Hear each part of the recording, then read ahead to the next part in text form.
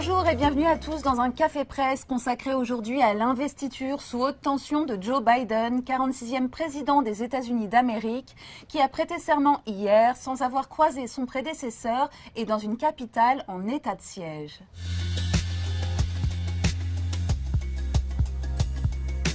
Les États-Unis ont ouvert un nouveau chapitre de leur histoire avec l'investiture de Joe Biden, élu en novembre dernier 46e président des États-Unis, succédant à 4 années de mandat du républicain Donald Trump. En France, on s'est passionné pour cette campagne dans ses derniers mètres et à en croire les unes de nos journaux quelques heures avant que le président démocrate prête serment, l'engouement pour cette élection était toujours aussi fort. Le visage de Biden, serein et souriant, fait la une de nos quotidiens. Good luck, Joe, titre la Provence. Let Joe clame libération. La presse française revient également sur les chantiers et défis qui attendent le nouveau président. Un mandat pour sauver l'Amérique selon le Figaro. Les éditorialistes français s'accordent sur la nature de rassembleur de Joe Biden, salutaire dans un contexte de crise majeure, dans une Amérique qu'il va falloir réparer. Un chantier que le Figaro compare aux travaux d'Hercule. Une épidémie de Covid-19 hors de contrôle qui fait quelques 4000 morts par jour. Une économie essoufflée en attente d'un nouveau stimulus. Des inégalités sociales, raciales, sanitaires et éducatives plus creusées que jamais, une régression environnementale alarmante et le tout dans un climat de désunion nationale frisant l'insurrection.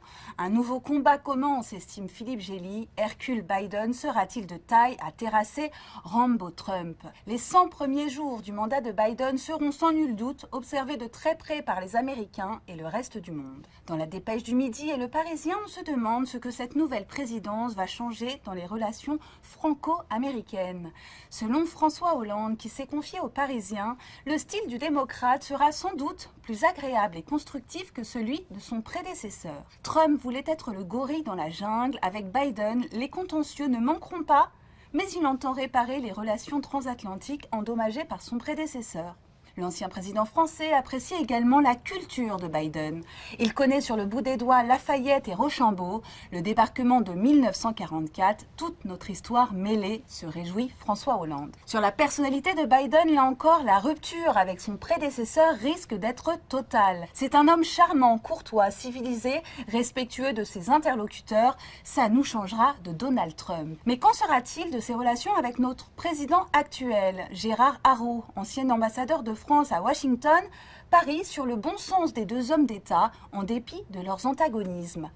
Entre un président français très jeune, arrivé au pouvoir comme une météorite, très intellectuel, et un Américain bien plus vieux, plus attaché au bon sens qu'au concept, ils sont aux antipodes. Leur intérêt, c'est que ça marche. Dans la dépêche du Midi, on retrouve 5 points sur lesquels les Français espèrent un changement de la part du nouveau président. Sur le climat, Biden avait promis le 5 novembre dernier à travers un tweet. L'administration Trump a officiellement quitté les accords de Paris et dans exactement 77 jours, une administration Biden les rejoindra à nouveau.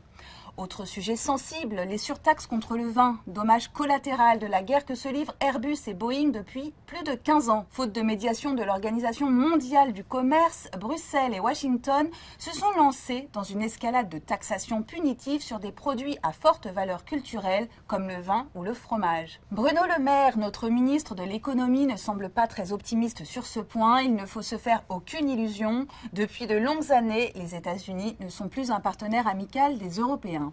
L'Amérique mettra-t-elle de l'eau dans son vin? Suspense.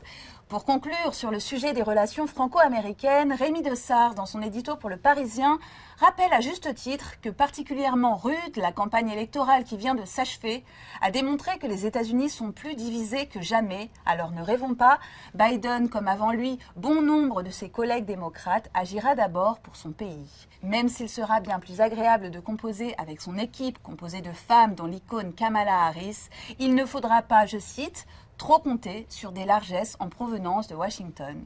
On souhaite bonne chance au nouveau président et à sa nouvelle vice-présidente Kamala Harris, dont l'accession à la Maison-Blanche marque de toute façon un tournant dans l'histoire des États-Unis.